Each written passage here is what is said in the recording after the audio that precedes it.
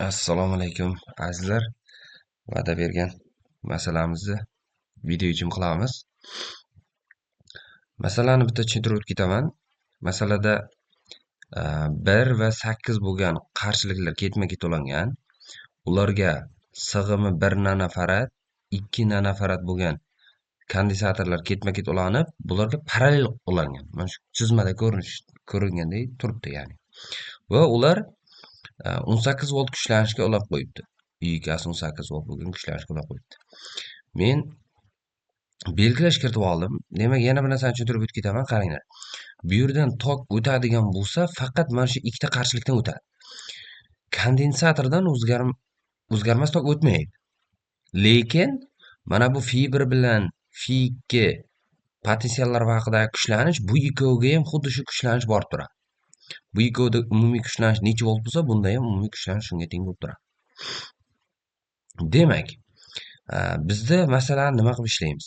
Biz birinchi o'rinda men bundagi sig'im 1dagi kuchlanishda U1 dedim, bundagi kuchlanishda U2 dedim va qarshiligi 1 bo'lgan qarshilikdagi kuchlanishda U3 dedim, bundagisini U4 dedim. Endi shu U1 bilan U2 ning yig'indisi 18 voltga teng, U3 bilan U4 ning ham yig'indisi 18 voltga teng. Chunki mana bu ikkovi parallel bo'lib turibdi. Endi men alohida kuchlanishlarni topib olaman. Mana shu U1, U2, U3, U4 larni topib olaman.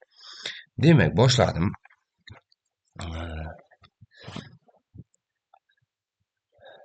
Bu yerda men birinchi qiladigan ishim mana shundagi tokni topib olaylik. Shunda men U3 bilan U4 ni bemalol topib olaman. Tok kuchi degani umumiy kuchlar uykani shu ikkita qarshilikning yig'indisiga nisbati orqali topiladi. Bu degani 18 ni bo'laman 9 ga. 1 bilan 8 ning yig'indisi 9 bo'ladi. Ya'ni umumiy togim 2 amperga teng bo'lar ekan.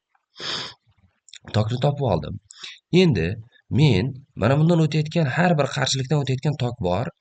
Bizga zanjirning bir qismi uchun Ohm qonunidagida shunda U3 ni topadigan bo'lsam, mana U3 ni topadigan bo'lsam, undan o'tayotgan tokni shu R1 ga ko'paytiraman.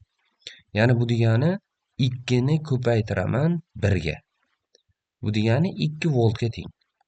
Endi U4 ni topmoqchi bo'lsam, shu tokni R2 qarshilikka ko'paytiraman. Ya'ni 8 ko'paytiruv 2 bo'lib qoladi. 16 volt bo'lib qoladi. Demak, ikkita kuchlanishim kelib chiqdi. Endi bizda o'z-o'zidan savol tug'iladi. Bundagi U1 U2 ni qanaqa topaman degan savol tug'iladi. U1 U2 ni topishni o'rgataman. Demak, men ikkalasini umumiy sig'imni topib olayin. Ketma-ket ulanganda umumiy sig'im 1 taqsim qo'shiladi, to'g'rimi? 1 taqsim sig'im umumiy teng bo'ladi 1. 1 taqsim 1 degani 1 plus 1 taqsim 2. Shunda bu 3 taqsim 2 ga teng bo'lib qoladi. Va sig'im umumiyimiz teng bo'lib qolar ekan 2 taqsim 3 ga. Endi mana shu joyda, mana shu ikkalasining o'rnida mana shu sig'im turibdi desak, bu ikkalasidagi umumiy zaryad nimaga teng bo'ladi? Ikkovida ketma-ket ulanganda zaryadlar teng va umumiy zaryad nimaga teng bo'ladi? Demak, topaman. Bu nanofarad.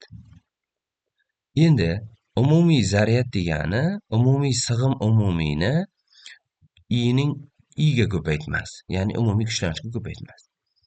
Bu degani 2 taqsim 3 ko'paytiruv 18 ko'paytiruv 10 usti minus 9. Demak, hisoblasak 12 10 usti minus 9 ga teng bo'lib qolar ekan. Kulonga teng bo'lib qolar ekan umumiy zaryadimiz. Endi men U1 kuchlanish degani U1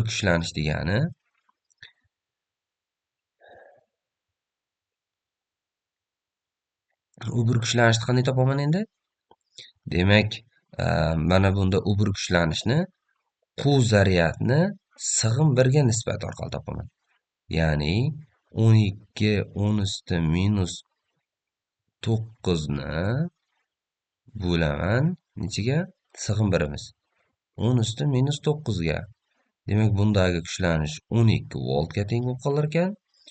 U2 ni topmoqchi bo'lsam, yana shu umumiy quv zaryadni bo'laman sig'im 2 ga. Endi undagisi 12 10 usti minus 9 ni bo'laman 2 10 usti minus 9 ga. Bundagi 6 voltni bo'lib qolar ekan. Demak, menda menda demak, mana bitta, ikkita, uchta, to'rtta kuchlanishimiz keldi. Endi masalan davom ettiraman. U1 deganim teng bo'ladiki, fi bdan ayiraman fi 2 ni. Fi bdan ayiraman fi 2 ni. Bu degani necha chiqyapti? U1im 12 chiqyapti. Endi fi 1dan ayiraman fi b ni.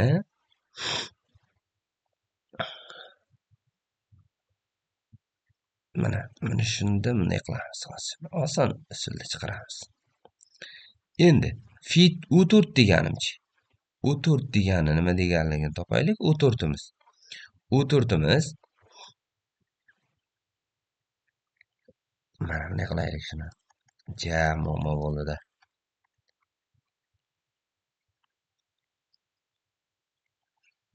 Shuni mana bunday qilamiz.